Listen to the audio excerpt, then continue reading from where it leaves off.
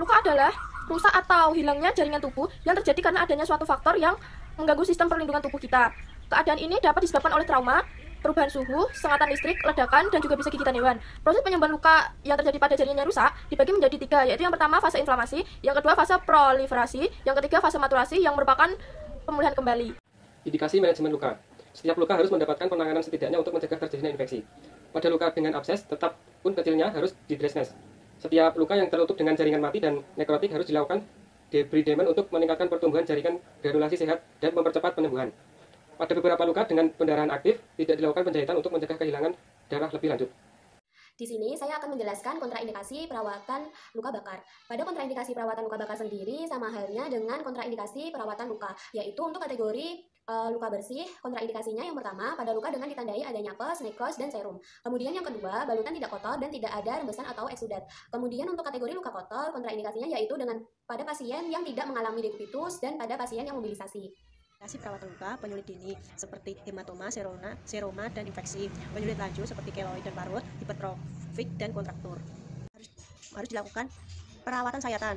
Namun apabila terlihat kulit yang nekrotik atau kulit yang tidak sehat, maka harus dilakukan pemotongan sepenuhnya. Dermatitis dilakukan sampai pendarahan derma jaringan sehat terlihat di tepi kulit. Dermatitis direncanakan untuk meminimalisir luas luka yang ditimbulkan. Dalam penyembuhan luka sederhana dapat dilakukan dengan perawatan luka topikal. Tindakan yang sangat bervariasi tergantung dengan sifat luka yang kombinasi strategis. Manajemen diperlukan bersamaan dengan penilaian ulang progresi luka yang terus-menerus. Tidak ada pantangan makanan khusus pasca tindakan manajemen luka minor. Pastikan konsumsi makanan tinggi protein seperti ikan, tempe, daging, tahu untuk mempercepat penyembuhan luka. Luka memiliki sedikit kesempatan untuk terinfeksi dan proses penyembuhan akan lebih cepat jika tetap bersih. Jangan gunakan hidrogen peroksida atau oleskan alkohol untuk membersihkan luka karena akan merusak pertumbuhan sel sehat baru. Jika luka menunjukkan kemerahan, kehangatan, pembengkakan, peningkatan rasa sakit, nanah atau garis-garis merah, atau suhu tubuh di atas 37,5 derajat Celcius, temui dokter karena tanda-tanda tersebut bisa menjadi tanda infeksi. Jika pasien mempunyai diabetes, anjurkan untuk selalu mengonsumsi obat antidiabetes karena gula darah yang tidak terkontrol membuat luka sulit sembuh. Jika luka berada di telapak kaki, gunakan alas kaki yang empuk supaya tidak memperparah atau membuat luka baru. Kontrol ke dokter secara rutin dan minum obat yang diberikan dokter secara teratur sesuai dosis yang diberikan. Mau menjelaskan tentang pedoman klinis perawatan luka. Manajemen luka menjadi hal yang penting bagi pasien datang ke IGD, namun hal yang terpenting adalah manajemen kondisi hemodinamis pasien, terutama pada pasien trauma. Kontrol pendarahan dan resusitasi menjadi fokus utama. Pendarahan harus menjadi segera dicari dan dikontrol secara tepat seperti dengan bebat tekan atau tourniquet. Yang kedua, manajemen luka tidak sebatas manajemen mekanis seperti debridement atau jahit luka. Manajemen luka juga meliputi kontrol vaskular dan metabolik. Kontrol vaskular adalah usaha menghentikan pendarahan dan kontrol metabolik seperti mengatur gula darah terkontrol dan mempertahankan perfungsi oksigen dan yang baik untuk penyembuhan luka yang baik juga. Yang ketiga, akses luka-luka dengan resiko terkena tetanus. Walau secara tetanus secara klinis tak tertampak pada pasien datang, pemberian anti tetanus yang tepat dapat meminimalisir morbiditas dan mortalitas. Yang keempat, berikan antibiotik jika didapatkan luka terbuka dengan dosis dan waktu konsumsi dan rasional. Penggunaan tidak rasional antibiotik dapat meningkatkan angka resistensi. Luka terdiri atas 2 jenis, yaitu yang pertama ada luka akut. Luka akut terjadi akibat adanya jaringan yang rusak karena trauma.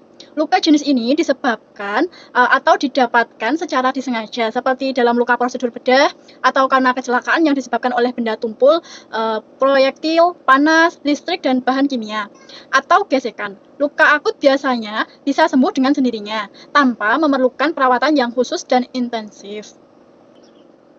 Yang kedua, ada luka kronis. Luka kronis adalah luka yang tidak bisa diatasi dengan pengobatan selama jangka waktu tertentu, atau biasanya kurang lebih 4 minggu, dan menjadi mandek pada fase inflamasi. Luka kronis juga kerap dikaitkan dengan adanya faktor intrinsik dan ekstrinsik, seperti obat-obatan, terus gizi buruk, komorbiditas, atau pemilihan ganti yang tidak tepat. SOP pada perawatan luka yaitu yang pertama fase orientasi, yang pertama yaitu memberi salam atau menyapa klien, yang kedua memperkenalkan diri, yang ketiga menjelaskan tujuan tindakan, dan yang keempat menjelaskan langkah prosedur, dan yang kelima yaitu menanyakan kesiapan pasien. Selanjutnya yaitu fase kerja. Yang pertama dalam fase kerja yaitu mencuci tangan, mengatur posisi hingga luka terlihat jelas, memasang perlak dan pengalas, membuka peralatan dan mendekatkan bengkok. Yang kelima membuka plester dan alkohol. Yang keenam yaitu membuka balutan. Yang ketujuh membersihkan sekitar luka dan sisi plester. Yang kedelapan memakai sarung tangan steril. Dan yang ke-9 yaitu menekan sekitar luka untuk mengetahui adanya tidaknya pus. Yang ke-10 yaitu melakukan debridement. Yang selanjutnya yaitu membersihkan luka dengan cairan NaCl, aqueous steril dengan memperhatikan prinsip steril. Yang ke-12 yaitu mengeringkan luka dengan kasa steril dan melakukan kompres desinfektan, menutup luka. Yang ke-15 melepaskan sarung tangan dan mencuci tangan. Selanjutnya yaitu ada fase terminasi. Di sini fase terminasi yang pertama yaitu mengevaluasi tindakan, yang kedua menyampaikan rencana tindakan lanjut, yang ketiga berpamitan, dan yang terakhir yaitu penampilan selama tindakan. Di sini penampilan selama tindakan yaitu yang pertama melakukan komunikasi terapeutik selama tindakan, menjaga keamanan pasien dan ketenangan selama melakukan tindakan. Kapan waktu melakukan perawatan luka? Perawatan luka perlu dilakukan sesegera mungkin setelah terjadi luka. Hal tersebut bertujuan untuk mencegah infeksi, bakteri, dan mempercepat proses penyembuhan secara alami. Di sini saya akan menjelaskan di mana dilakukan perawatan luka.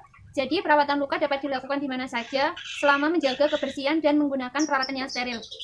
Jika luka tidak kunjung sembuh atau mengalami gejala lainnya, kamu bisa langsung memeriksakan diri ke dokter yang kamu butuhkan di rumah sakit pilihan kamu. Selamat pagi Bu. Perkenalkan, saya perawat jasa yang bertugas pada pagi hari ini, dan ini rekan saya Novi yang akan membantu saya saat melakukan tindakan nanti. Dengan Ibu siapa?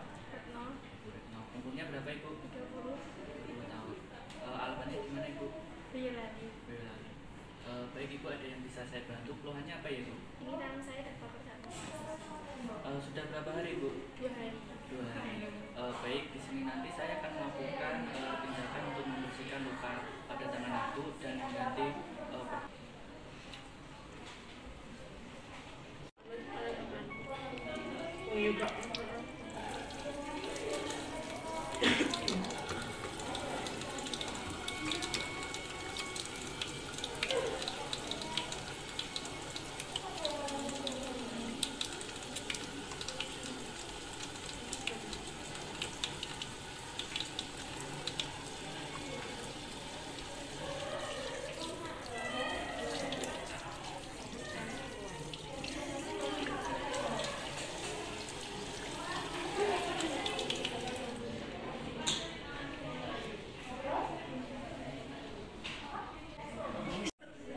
baik Ibu, saya mulai melakukan tindakan ya.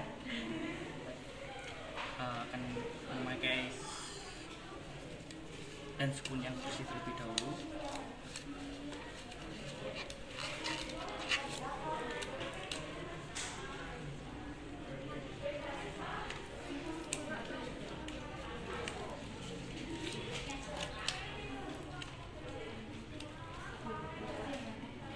Setelah itu saya akan membuka perbannya terlebih dahulu.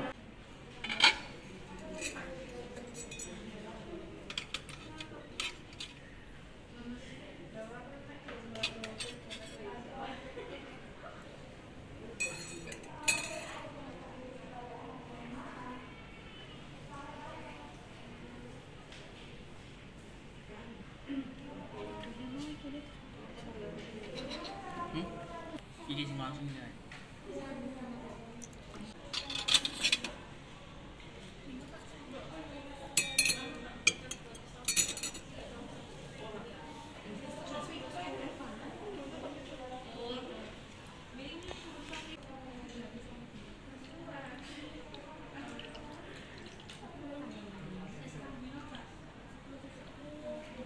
Cek. Oke, Bu.